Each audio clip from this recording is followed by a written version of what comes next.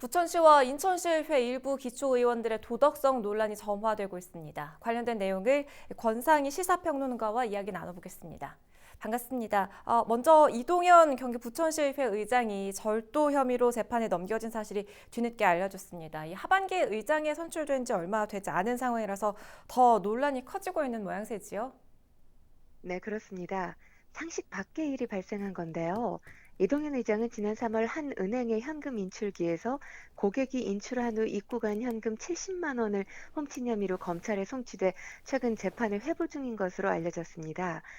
경찰에 따르면 이 의장은 이중 현금 일부를 사용했고요. 경찰에서 CCTV를 분석해서 신원을 특정하자 당시 지인 등과 서너 차례 자리를 옮겨가며 술을 마신 후에 헤어져 귀가하면서 집 근처 은행 ATM기에서 돈을 인출했다고 합니다. 얼마 후 경찰서에서 불려가 경위를 알게 돼 돈을 돌려줬다고 해명했는데요. 하지만 경찰은 현금 인출기에 놓인 현금을 훔치는 행위라는 점에서 절도 혐의를 적용해 검찰에 송치했습니다. 이 외에도 앞서 이 의장은 부천시 상동주차장 용도 부지 또 심곡본동 모텔 부지 매입과 관련해서 알선 뇌물 약속 등의 혐의로 불구속 기소돼 재판 중에 있는 상태입니다. 재판부는 이 두 사건을 병합해서 재판을 진행하고 있는 것으로 알려졌습니다. 이 신뢰를 저버린 상황에서 의장직을 유지한다는 것, 개인의 욕심으로 시민들을 기만하는 행위라고 밖에는 볼 수 없을 것 같습니다. 네, 그래서 이 의장이 지난 11일에 더불어민주당 경기도당에 탈당계를 제출을 했는데 여전히 의원직 또 의장직은 유지하고 있는 상황이죠.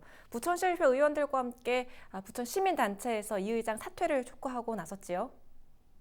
네, 그렇습니다. 이 의장과 같은 당이죠. 더불어민주당 소속 부천시 의회 의원들은 지난 13일 긴급 의원총회를 열고 이같이 결정했는데요. 성명서를 통해서 불미스러운 일로 실망을 끼쳐드린 점에 대해 부천 시민들과 당원들께 고개 숙여 깊이 사죄드린다고 밝히면서 부천 시민을 대표하는 선출직 공무원이자 시의회 의장이 상식적으로 이해할 수 없는 사건에 연루된 데 대해 민주당 의원 전원 모두 깊은 책임감을 느낀다며 의장 선출 시 철저하게 검증하지 못한 점에 대해서도 머리 숙여 사과드린다고 말했습니다. 또한 시의회 윤리특별위원회를 구성해 징계 절차를 진행하겠다고 덧붙였는데요. 부천 시민단체에서도 이 의장의 사퇴를 요구하고 나섰습니다. 부천시민연대는 철저하게 검증하지 못한 더불어민주당과 부천시 의회에 대해서도 재발 방지 대책과 사과를 요구했습니다.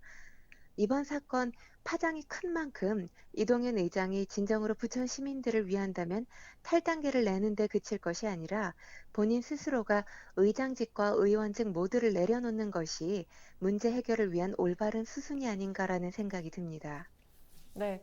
또 그런가 하면 민주당 인천시당이 당론을 어긴 기초의원 5명을 제명했는데 이건 또 어떤 일인가요?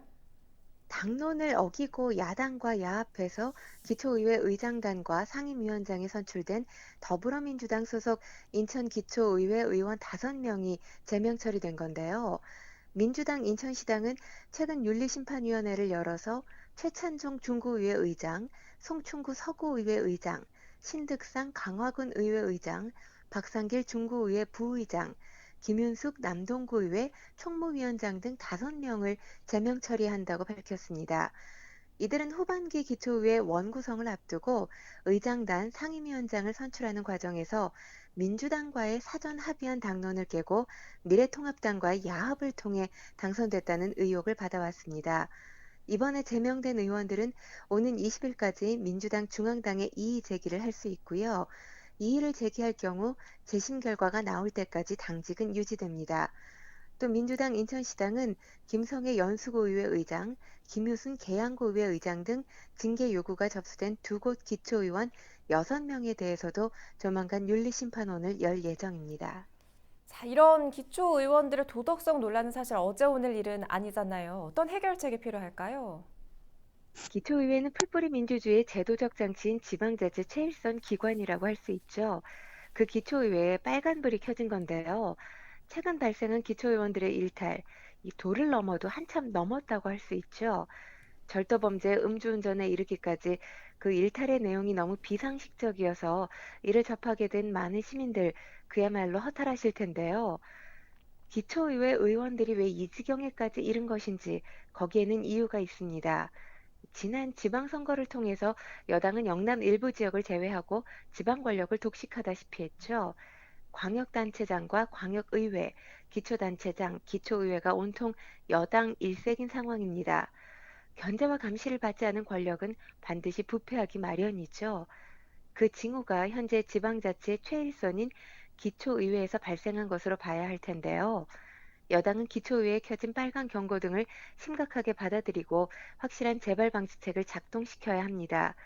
또 지방선거 시 기초의회 의원들을 뽑을 경우 인물의 적합성보다는 지지하는 정당만 보고 투표하는 경우가 많은데 이번 기회를 통해서 선거 때 꼼꼼히 인물 검증하는 것 역시 올바른 선택을 위한 유권자들의 몫이라는 생각이 듭니다.